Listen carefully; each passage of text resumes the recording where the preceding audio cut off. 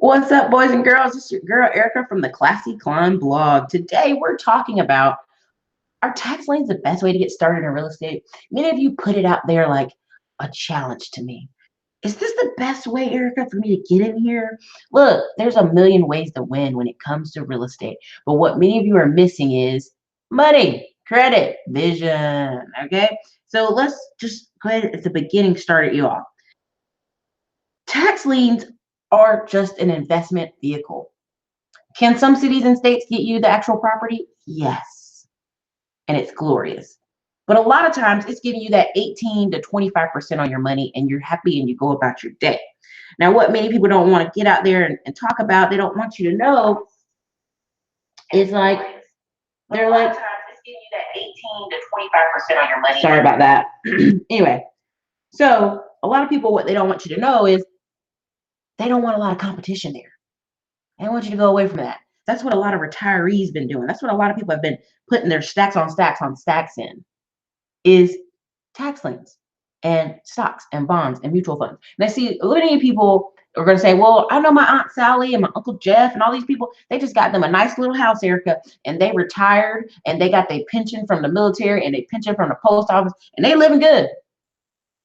And I salute them. That's a good living. That is a great life. But what I want to tell you is you're not your Aunt Jeff, your Aunt Sally or your Uncle Jeff. You're not them. You're living in a different time zone. You're just going to be different. You know, the retirement that you thought you saw your parents or your grandparents live is going to be different. So tax liens are just a way to get passive income that's a little bit more active. You're a little active in the beginning, passive on the backside. Now, how I'm going to get you into this conversation is, once you see that's a two separate things, that's just a way for you to get 18 to 20% of your money consistently and then get properties and kind of roll into the system. A tax lien person who actually gets the tax lien or tax lead, if you go all the way to the top of that pyramid, is a developer. Why are they a developer? Because if you get that tax deed, let's make it very clear, tax deed, and if you're in the tax lien course, you see the portal we use, there's actually an opportunity now for you to buy tax deed and tax foreclosures. Then you decide what to do with the property.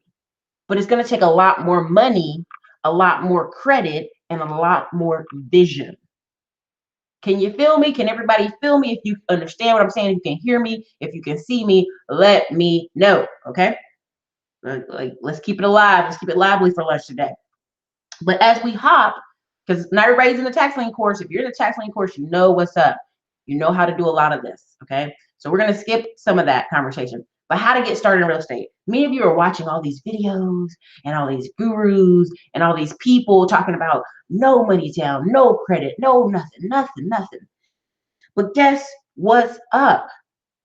You got to actually be in there and listen. You got to actually listen to the whole program they're selling you. You're going to just be at the bottom of this pyramid, a bird dog. Because I even give wholesalers a different level of credit. So let's put it very clearly.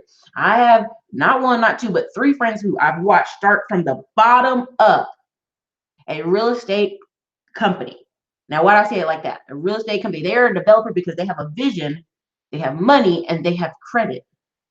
So let's keep it 100. My one friend hired a guy and he pays him $20 an hour. Now, when you go $20 an hour, yes, he pays him $20 an hour to knock doors. Homeboy has knocked over 10,000 doors in almost 3 years. Knocking on doors in little neighborhoods. And, hey, you want to sell this house? You looking to sell it? You interested? Can I give you a quote? Blah, blah, blah. You know the drill. If you watch the channels, you know the drill. And that's what he does. He pays that guy $20 an hour, maybe do 2 hours or 4 hours every couple of days a week for the past 3 years. Now, what has happened to that guy that he technically is what? A bird dog. Guess what? He's still making that $20 an hour. He ain't got no rentals.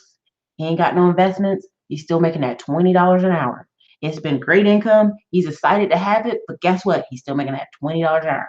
Now, many of you will go, well, no, Erica, I'm going to be a better bird dog. I already know like 10 people that want to sell their house, so I'm going to get those $500 contracts because I'm leveling it up. I'm selling it to somebody. So I still would leave you. I'm not going to call you a wholesaler. If somebody can give you $400 for a deal or less than, honestly, a lot of bird dogs get like $100 for referring somebody. You just worked for them for free. That's basically what you did. You ran around and you worked for them for free. Now, do bird dogs have a place in the market? Sure. Sure. Sure. You have a place in the marketplace. Do sometimes y'all bring good deals? Yeah. Sometimes, a lot of times, no. No. Now, why do I say this? Why do I say this? Because a lot of times, if you come over and you say, hey, I got this house, they're willing to sell for 30, and the neighborhood isn't transitioned yet, and that house is literally worth 50. Well, by the time I get the people out and I put 10, 15 grand into the property, my only choice is pretty much to hold, is to hold it and rent it out. So is that a great deal? No, that wasn't a great deal. That's just one example. Okay. That's just one example. Now I'm going to give a little bit more credit to a wholesaler. A wholesaler may be a person who is in the process. They in the process of cleaning that credit. They in the process of getting those business lines of credit. There are wholesalers who make 100,000 a year. Have I met bird dogs who make 100,000 a year? Hell no. I have to this day not met bird dogs who make. Now, have I met bird dogs who is a good hustle? It's a good hustle for them in between time. They know a lot of poor people. They know a lot of folks in Houston that want to get rid of a property. Yes, I have met bird dogs like that all the time. It's a good hustle. People know to call them. And what they do, they pick up the phone and they're a connector. They connect you to the guy with the real money. Okay, and so let's just clear that out. I see a lot of people who are falling for the no money, no credit, no nothing. And what are you? You're just a bird dog. You're a bird dog. Now, let's take it to the next level. Let's take it to the next level. Wholesaler.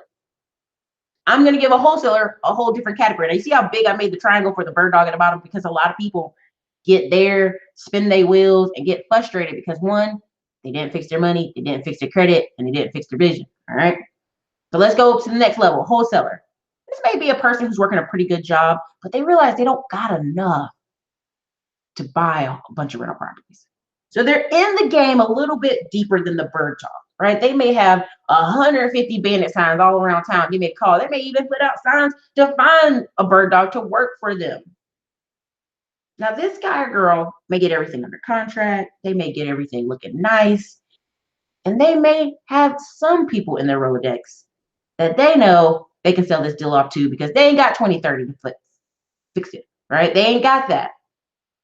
So they're willing to kind of, okay, I'm gonna let you have this contract for $1,000, $2,000. Now, if you're in California, New York, Philly, you're in Virginia, you're in some parts, you might get that $2,000, $3,000, $4,000, $5,000 contract move over. Okay, I've seen wholesalers in the VA and in North Carolina and in Georgia who do. They make 100,000. I've seen them, but they are working their ass off to do what? Have connections at the top and connections at the bottom. What are the connections at the top? The connections at the top are actual people flipping, actual people developing, actual people with some stacks. Okay? The people on the bottom is they're trying to get bird dogs. They're trying to get leads in to feed the top of the pyramid. Now, who gets squeezed as the economy goes into a downturn? Who gets squeezed, you guys? Who gets squeezed here? It's not the developer. It's not the flipper. It's the wholesaler. It's the bird dog. If you haven't got your money up or got no investments out of your 2-3 years of running the market when it's hot, you're gonna be in a tight spot. You're gonna be in a tight spot because I know flippers. I know a flipper right now. He's got 4 houses, can't sell none of them. He's stuck with them. All his capital is in those 4 houses.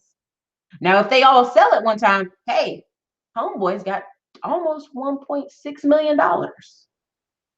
Okay. But guess what? He's still holding on to those houses. He's still holding on to them. Can't get more lines of credit. Can't get more business lines of credit. Don't want to max the credit cards. Got to keep everything normal. Can't do too much moving. So again, wholesale bird dog, wholesalers, flippers. Now developer. Now what? Now you're gonna say, Ericka, why is the developer at the top? But before we get to developer, let's get to the flip. Chip and Joanna Gaines, they are developers. Let's not get it twisted. Now, for many years, have they been flippers? Heck yeah. But they got an office. They got a 30-person staff. They've got a couple businesses. They've invested. They're developers. Okay? There's people underneath them who are flipping for them, and you see them on the show like, oh, Joanna came in and designed everything. Yeah and no. Joanna probably sit by that house once, probably got 10 other houses she had to go by and look at before they decide what they're going to do with them. Trust me, Chip is flipping all day, right? He's talking man to man with contractors and people who are doing that and people who are fixing the plumbing and electrical and all that good stuff. It's a system, right? It's a system. But here's the thing. As you go up this triangle, money, credit, vision. Now, when you flip, like my friend who's getting ready, if he sells all 4 of these houses, he's in a great spot with money. He's in a great spot with credit. But what's his problem? Vision. See, my homeboy don't want to get stuck with a property that's a rental.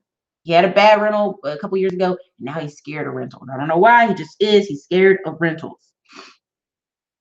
So if he drops that money, even half of it into an apartment complex, a small 10 unit, 16 unit in Dallas or something like that, he would have secure, stable dollars until, just passive income every single month. But people get addictive to that flipping, right? They want to flip. They want to flip so bad. They want to flip that money. Many of you know you're thinking, oh man, I'm a bird dog. I'm gonna go out here and get these houses and I'm gonna sell it to somebody. Oh, I'm gonna get that flip. That's what you're thinking. And it's real quiet on the chat today because I know that's what many people are doing. They're like, how can I flip this money? Right? But you got to get out of that vision of just every 2 minutes microwave money. You got to get out of there. That's not true real estate. That's just a person in the system that's working. And there's nothing wrong with being a person that is working, but at some point you have to graduate yourself. I'm not even joking when I tell you I know 50-year-old men who are bird dogs in Houston. And I met them at functions and go, are you for real right now? Like, you're 50 years old. You should have 2, 3, 4, 5 rentals. You've been doing this for years. For years you've been doing this. There's no reason, okay? There's no reason for that. So again, back to the flipper. All right. So again, I told you about my friend.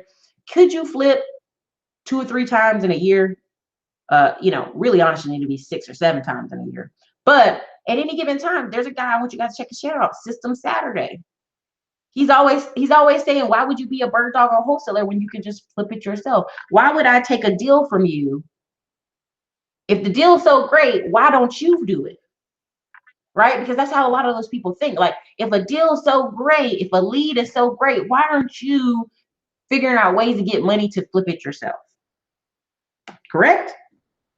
It's the same thing I told you about real estate agents. When I meet real estate agents who've been real estate agents for 20, 30 years and they don't have no rentals, I just look at them funny because something is wrong there.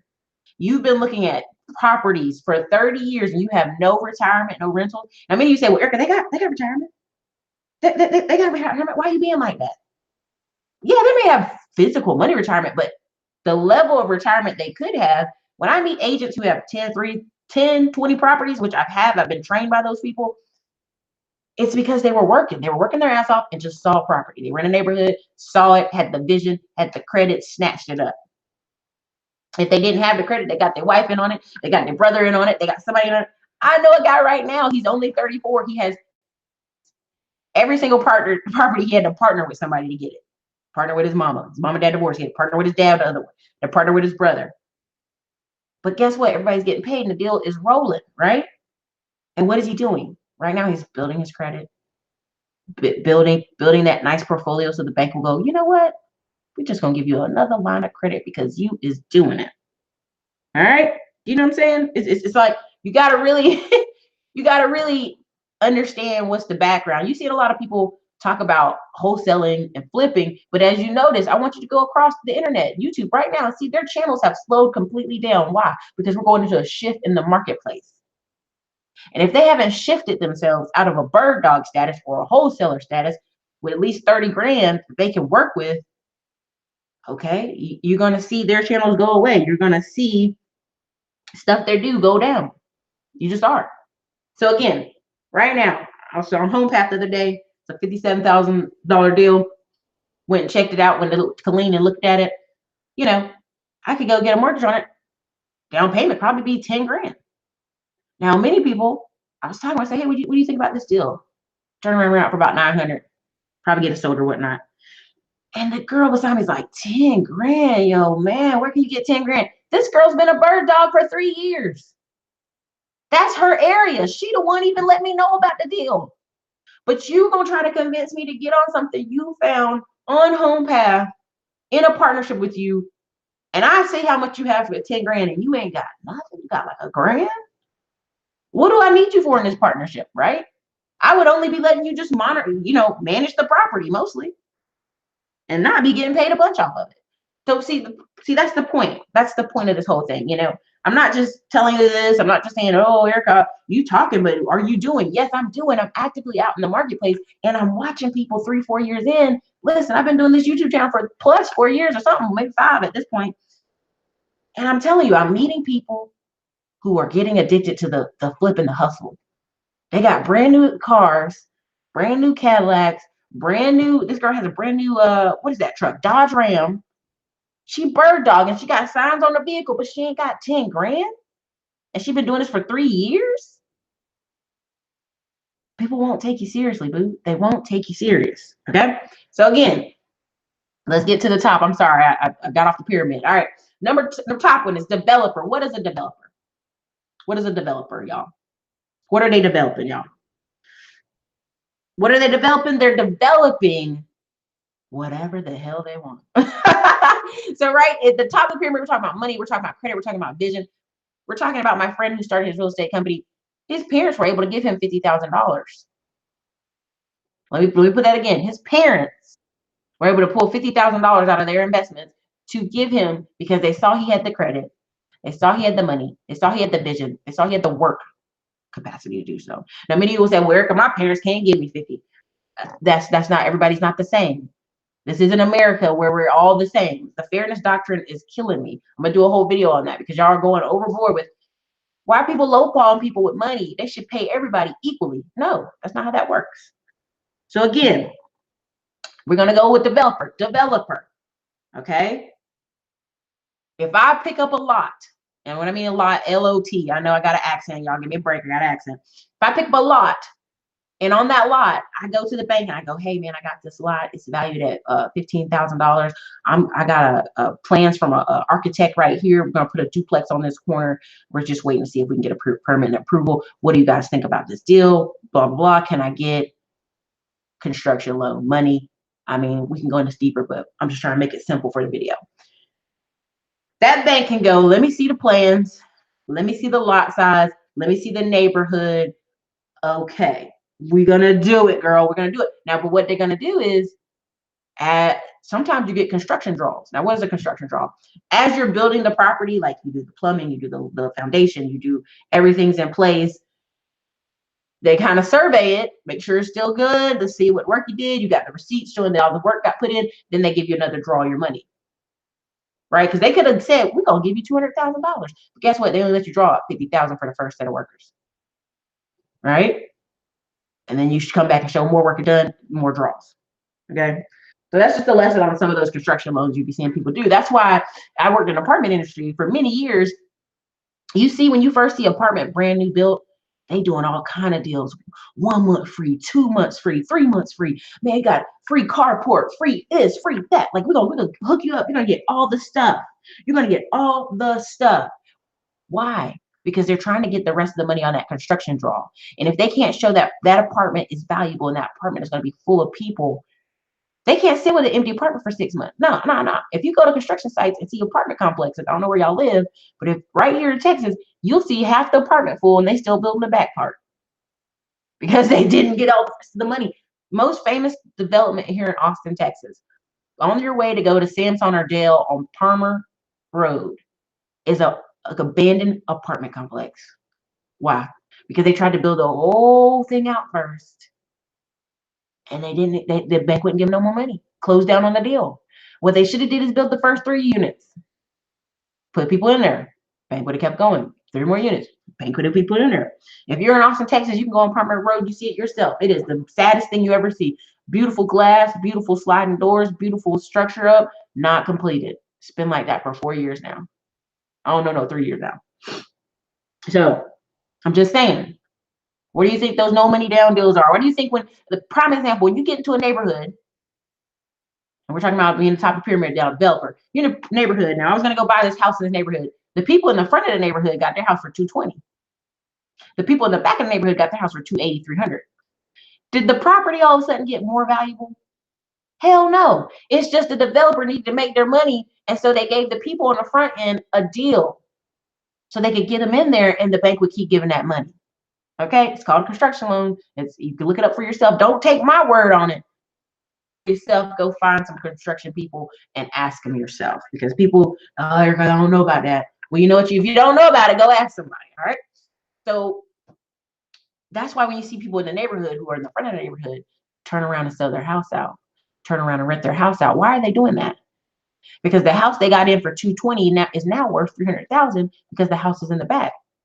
So instead of the couple staying in that neighborhood, because it probably is far out. If you're in Austin, you know how far out Georgetown is, how far out Round Rock and all these places are. You know how far out they are. And the couple just got in there because they got that USDA loan money. They in there for no money down. Now the house is appreciated to 70,000. Now, but if you're still two school teachers, is the bank going to give you a cash out refinance on that property? Probably not. But how can you get your money out? Sell it.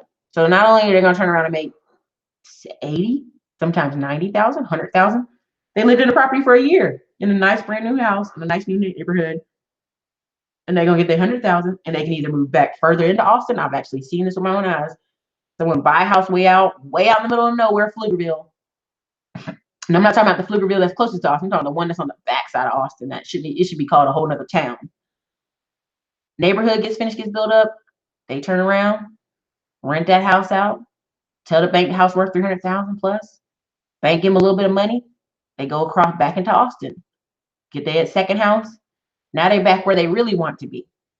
See, there's levels to this where a lot of you are like, I don't want to buy no house, Ericka. Grant Cardone told me not to buy no house. I ain't trying to buy a house. But that's a part of getting in the game.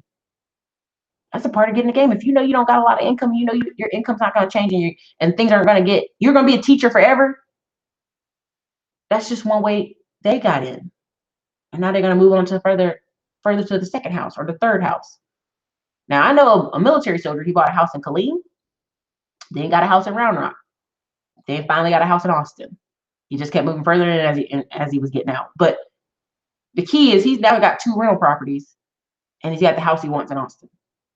See, people don't even want to start with buying their first house, and they won't even start with a starter home. See, a lot of you are like, well, I ain't even doing that. A lot of you moving apartments every single year. I know a girl moved apartments for 8 years in a row. Every year she moving. She could have had 2 or 3 houses by now. At this rate, you're going to keep moving like that. Since you used to moving, buy a house, move out that mug next year, get back in an apartment, rent that bad boy out. I've seen people do that too. So anyway, the point of the story is, like I was saying about the empty lot, where I originally was, sorry, I took you on a tangent. On the empty lot, a lot of times in those neighborhoods where they're selling empty lots, it's not a good neighborhood, right? Or if you got an empty lot from a tax lien, I mean, I had a client get 2 empty lots, and I said, man, I want you to go over there and look at it. We done Google mapped it. We done asked the real estate agents in the area, go look at it for yourself. Him and his wife drive up there. They go, man, ain't nothing in that area but trailers. I was like, and you know what all you can put on there is some trailers, okay? So they put 3 trailers on their 2 lots they have, and they're making some good money. It's not a total trailer park, but it's 3 trailers. And if you know the deal about trailers, man, if you own the land, they bring it out for free and do all the setup and the hookup because they're trying to get them trailers sold. So anyway, that's the deal with developers. Now, developers are also somebody who sees the vision. If you got $100,000 in credit or $100,000 in stacks and cash, you can go pick 2 or 3 spots and do that and develop a couple duplexes on them. Prime example, when I was in Georgetown, Texas, which is on the edges of Austin, there was a one street, and I promise you, it was like a maybe 4 acres back. It was very narrow, but it was like 4 acres back. This guy took those 4 acres and built duplexes down the whole narrow street. So it's like a tight street, but it's duplexes down the whole thing. And it's only like maybe like 1, 2, 3, 6 duplexes maybe at the most. But I remember watching the first one come in, people moved in, second one, third one, and within a year and a half, they were all built on one street. See, that's the developing. That's a developer. Is the guy who bought the tax liens, him and his wife from my class, who bought the tax lien, are they developers? Yeah, they got 3 trailers on there. In a town they don't even live in. They live in South Carolina. They got 3 trailers in North Carolina renting out for $800 a pop. And it's nicer and newer trailers with nice little wooded fence around the back to kind of give themselves distinction from the area they in. And people are like, $800 for a trailer? Yes, $800 for a trailer. They will pay that. So just to get that out there.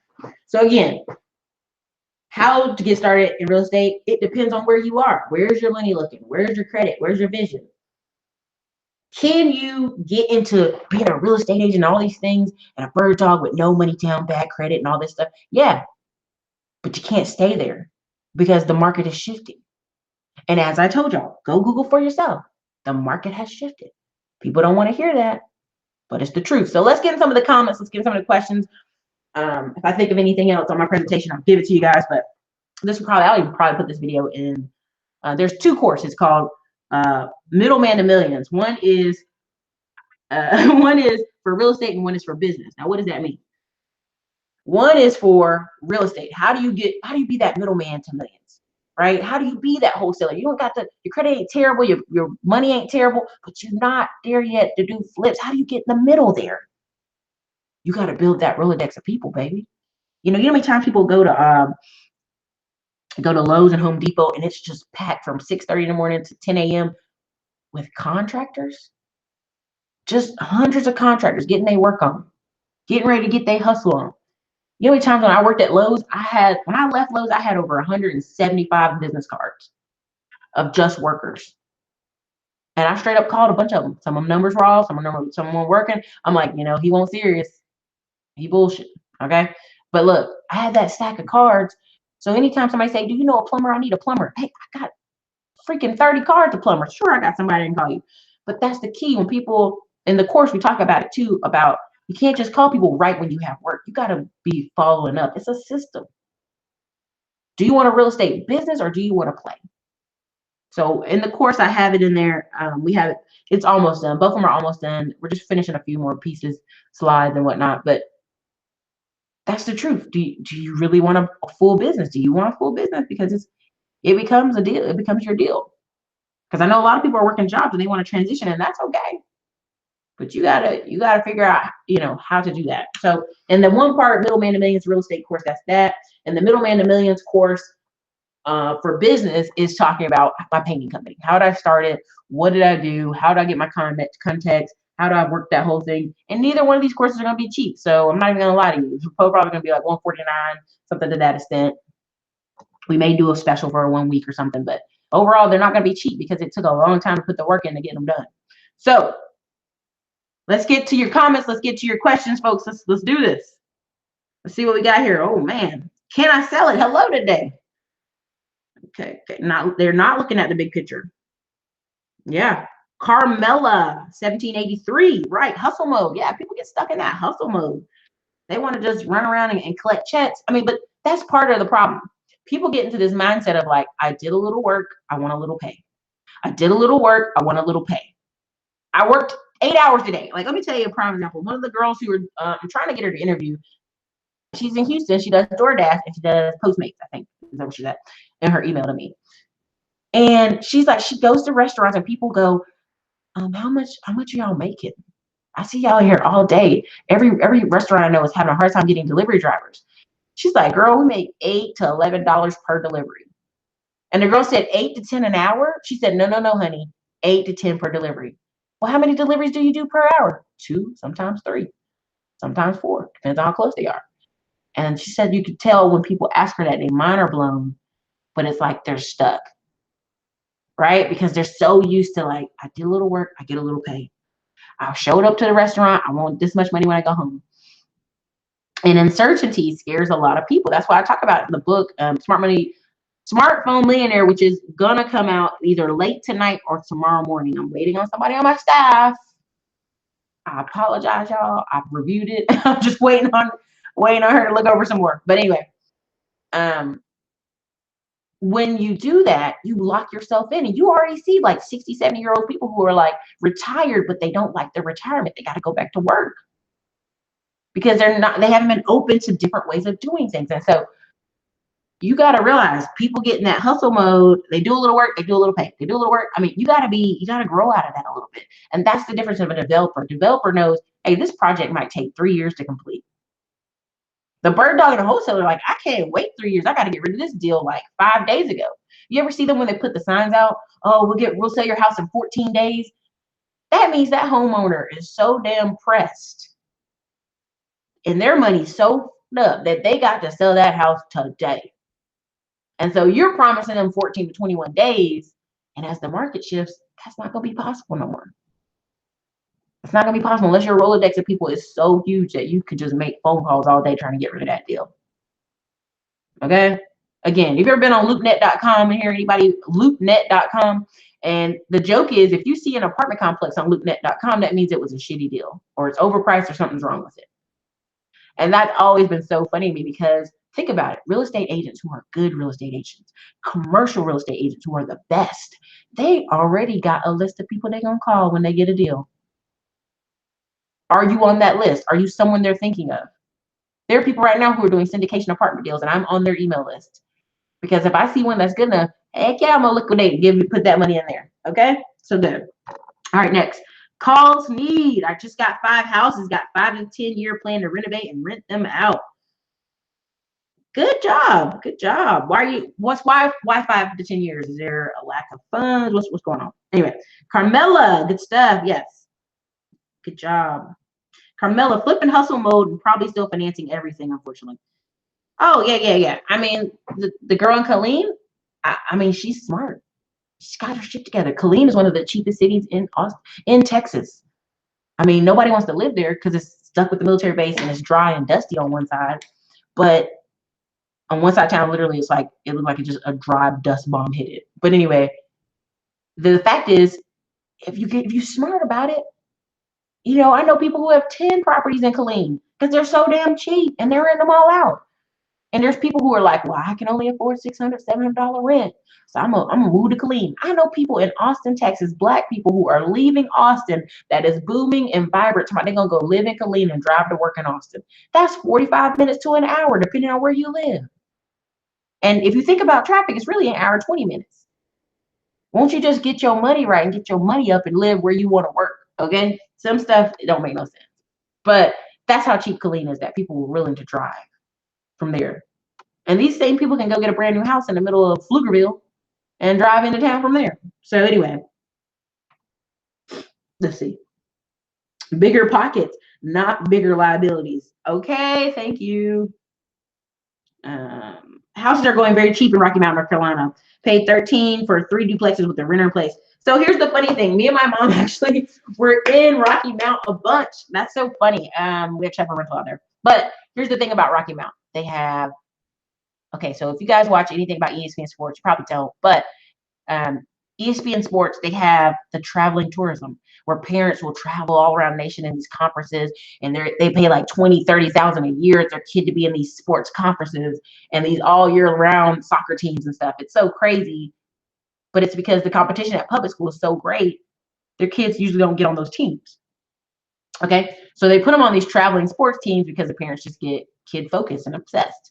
Rocky Mount is building one of the most biggest sports complexes out there for those sports, traveling soccer teams, traveling football teams, and it's going to be huge. Also, Rocky Mount also has the company bringing like 5,000 jobs for the railroad there.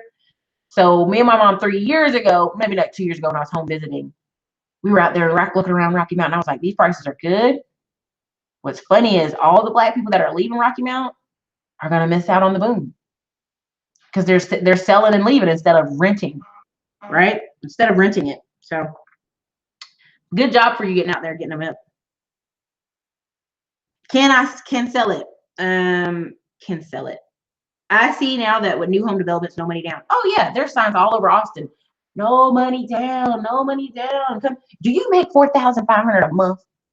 Come get you a house for no money down. Why do you think they're saying that? That's a bare damn minimum somebody can make, right? Because here's what happens. I've worked in apartment street. I did the billings. People would come into the apartment complex. Like she got a Honda. He got a Honda, you know, they came out of college. Maybe they're married. Maybe they're cohabitating. By the end of the year, you see 30-day tags. Oh, girl, we got a brand new this or a brand new that.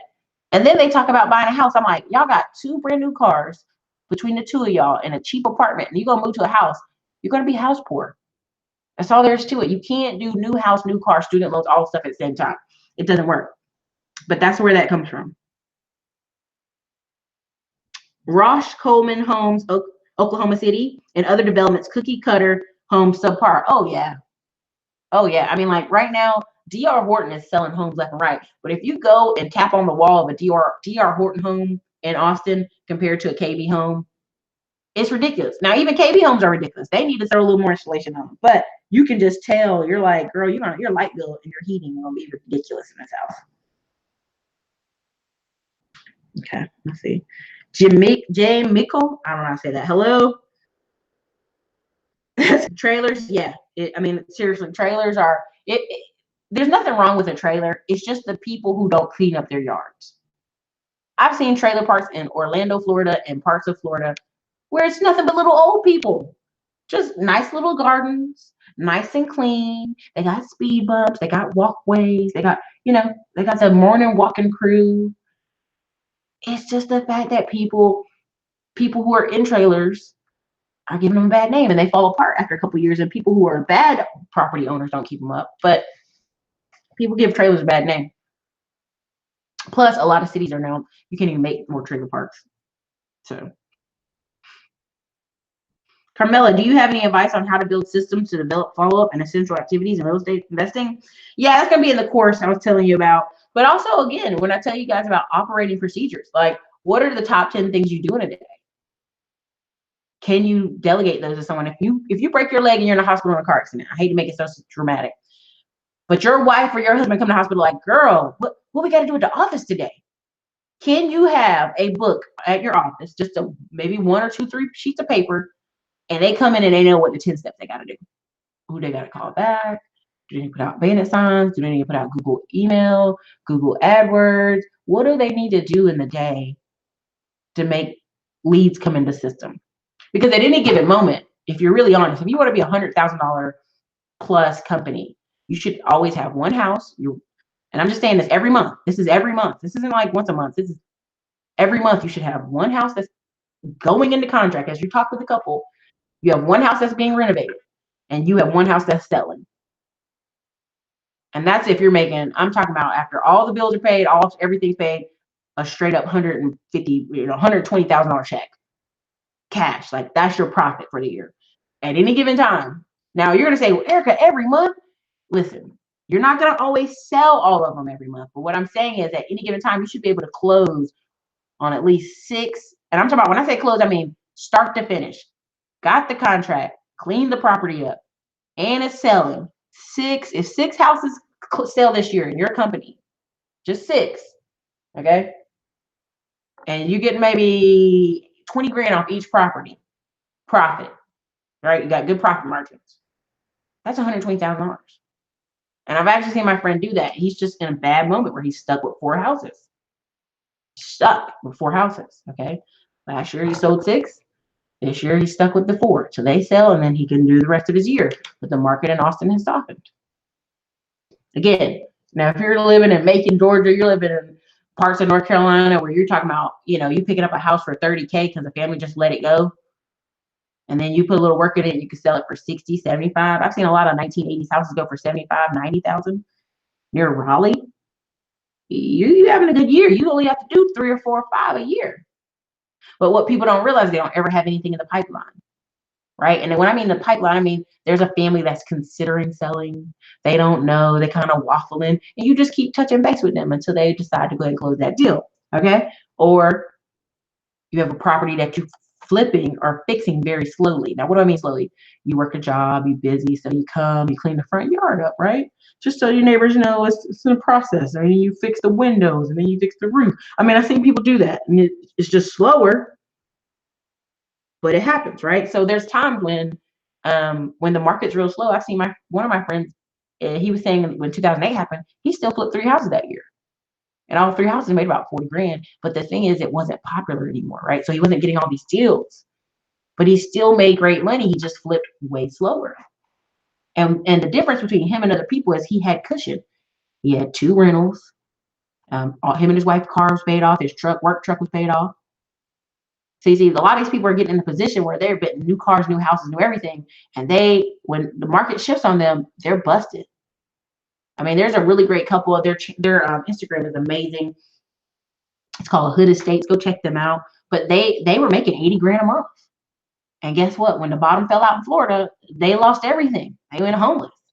Like they lost everything. But what does that come from? That comes from learning. That also comes from you gotta be able to have some reserves, right? You gotta have some rentals. You gotta have, that's why that book Smartphone Millionaires coming out. You gotta be able to ladder that income up. If you've watched my Instagram, if you've seen my Facebook, I'm always talking about when I was delivering pizzas, my whole paycheck from delivering pizzas at one point was just buying Lending Club notes, was buying stocks, was buying monthly dividend stocks. I was just sitting that money aside, bank certificates. And all of a sudden my appendix goes out while I'm on the road one day. I'm literally crawling into the hospital. And guess what? For the next 3 months, because it was really bad. It was like gonna bleed, what do you call it? Bleed over. I hate the word. But it basically, when your appendix is full of gunk, you don't want that to happen, basically. And so I was looking up and I was like, I'm still having money hit my bank account. I'm still having all the notes I had at Lending Club cash out. Oh my God, I'm still having these things. And the light bulb went off for me. Shit, you got to ladder it up. You got to ladder it up. And many people are like, well, $25, what does that do? $50, $100. You know what? If you never start, you don't got nowhere to go if you don't ever start. So anyway, I'm going off on a tangent and I got to wrap it up. I don't want to keep you out here all day. I know y'all work jobs and stuff like that. Let's see. But anyway, Carmela, that's going to be a part of the program, essentially, when it's done. Ericka, I'm starting a hustle that I'm not sure if I want to take full scale into a business. Is it worth getting the EIN now, or should I wait? Go ahead and grab that EIN, boo-boo. Keep it separate. I mean, if you treat something like a business, it'll pay you like a business, right? And you may not like it, right? So here's my thing. In every video I tell y'all, EIN is absolutely free. IRS.gov. If you go 9 a.m. to 5 p.m. Eastern Standard Time, it is free. You get it immediately. If you go after hours when they close, you have to wait in the mail like a week or 2 weeks. It's crazy. Instead, go ahead and go in Eastern Standard Time hours. Go get it immediately. Go over to your bank. Some banks are nice. Some credit unions, you can do $5. I mean, they don't even care. As long as you show them the EIN and your name matches, boom, open the account. Why should you keep it separate? Because there are people who've been in business 5, 6, 7 years, but they only opened up a business bank account last year. Guess what the bank counts?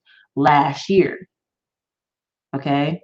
That's why when people are like, oh, I've been hustling for 20 years, Ericka. And I'm like, how many tax reports you got? Tax returns you got? Like 3. Okay, the bank and the company and everybody's eyes only got 3. That's why everybody's getting convinced and tricked with all this DUNS number and this other stuff and Dun and Bradstreet and this other credit company told me to do it this way, Ericka. I'm telling you, as a person who works with, I've done over 400 people, help them get loans through this channel and through other means when we try to work to get deals.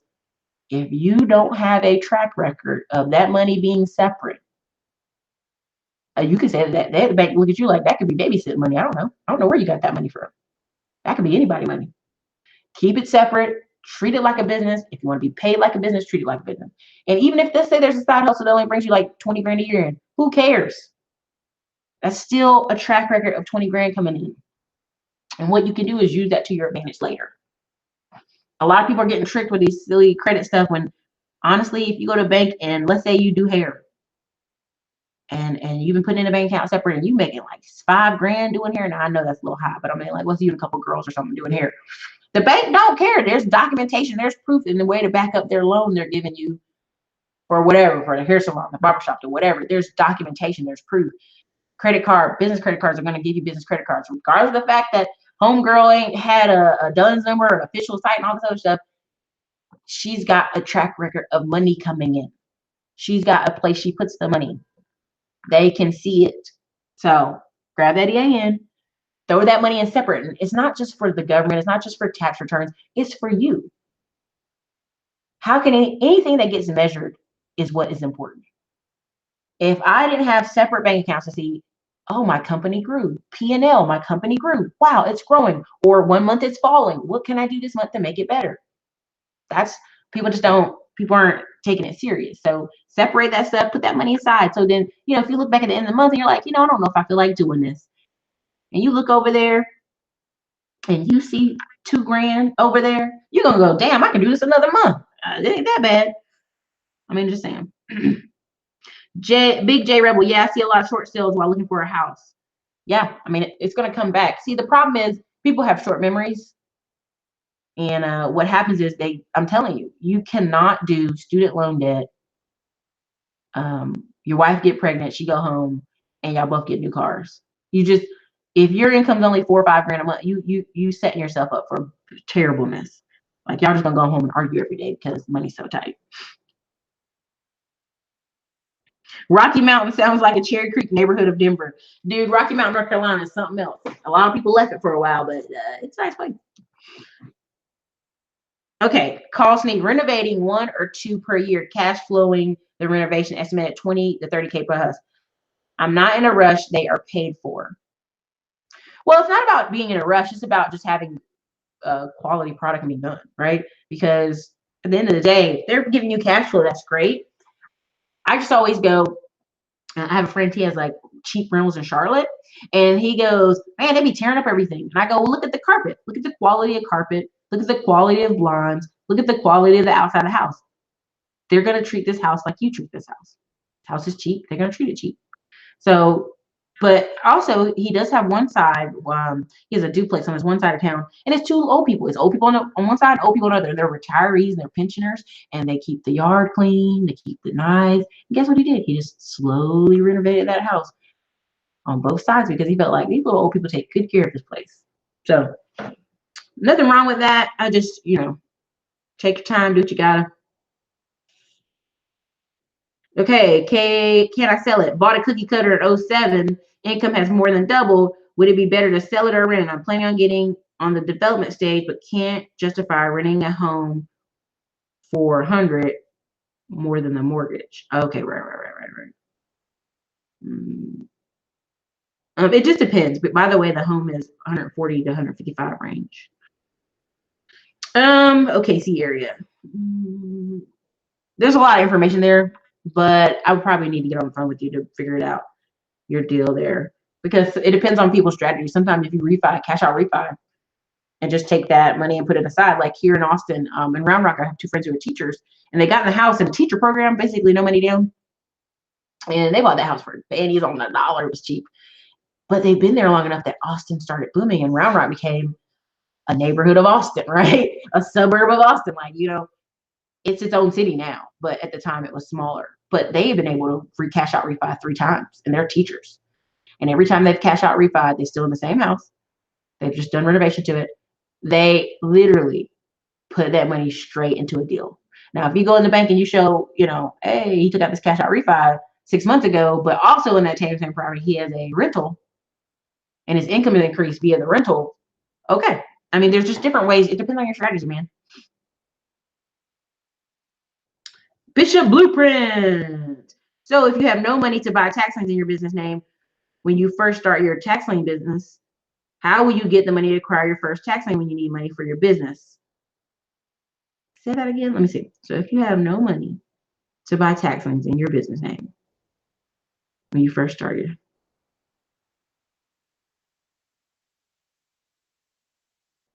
Okay, so here's the deal. If you say you have no money to buy tax liens, that's your first problem. Like you're not there yet. If the only tax lien you can afford is maybe $400 tax lien, let's do that. Just do that. Or focus on getting your money up. Again, I'm gonna do another video later tonight, but it's like it's a 2-part. I hate that I didn't put part 1 on this because it's a part 1. Part 2 of this, anywhere in the ESBI, is get the highest paying job you can get. Switch jobs if you need to, because there's nothing wrong with being in a job for 3 or 4 years. It's just people like me and other people I know, we just can't breathe in a job. We're just about to die. And shift that money slowly. Tax liens, you have to look at tax liens as a part of an investment. If your whole strategy for a tax lien business is trying to get properties so you can flip them, you might have a faster way of going about just getting properties in your neighborhood.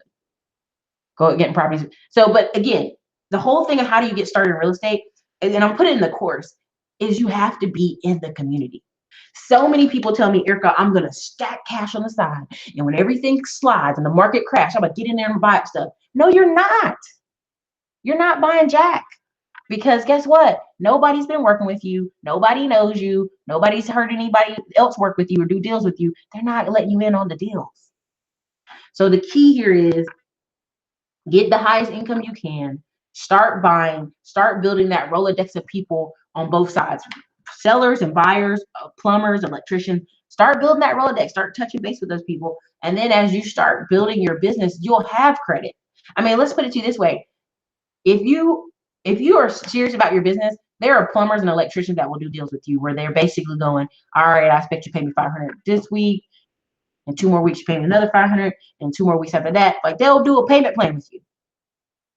There are a lot of contractors and builders who they looking for work all day too, but they don't want to have to worry about you. So if you new at the scene and you don't have any money, they don't want to play with you, right? It's just a kind of a deal. Like, and this is for everybody in general, but it's like the more you're into that community and that environment, you're going to real groups, you're actually putting out bandit signs, you're actually making phone calls, you actually close on a deal. If you're a person that just tries to lowball every single realtor, they will tell each other. They go, girl, I got somebody just reached out to me. Nah, boo, don't work with him. He lowball everybody. That's I mean, it gets around, right? Because they're in the community, they're in the deal, they're doing the work. So again, when you go to Florida, if you're in the tax lien course and you saw some of the stuff I did for Florida, Arizona, if you put it in there under your business name, let's say it's even just $400, you're putting up a track record of your business having assets. Point blank, period. So let's say you only did a $400 tax lien and they paid, you got your 18% and it went to the bank, and you may go to the bank and go, yeah, I just started, but you know, this is what I'm doing. I'm trying to get bigger in the company, get working capital. There's ways to work that conversation and argument, but it's got to have consistency. It's got to have a track record. So sorry I did this video this way, but this is part one. Kind of be a part two later, but this is the best way I could do it. Okay. How to get started in real estate. Are tax liens the best way for you? I mean, it just depends on you. Are you on the scale? Bird, dog, wholesaler, developer, money, credit, vision. So I'll put this in a blog article to make it a little bit better. And I probably put this video in the course too. So, all right, everybody, this is Ericka, Classic Climb Blog. You guys have been amazing. Definitely check out this week for the specials we have going on for the business credit. Again, business credit, also for tax lien course, also for the book is out, Money on Tap, and Smartphone Millionaire should be out later tonight. All right, you guys. About what time for the video tonight? I think it's about 8 o'clock Eastern Standard Time. 8 o'clock. Let me double check the calendar. I think it's 8 o'clock Eastern Standard Time, but it'll be 7 o'clock Texas time, something like that. So I'll keep you guys posted. You guys have a great day.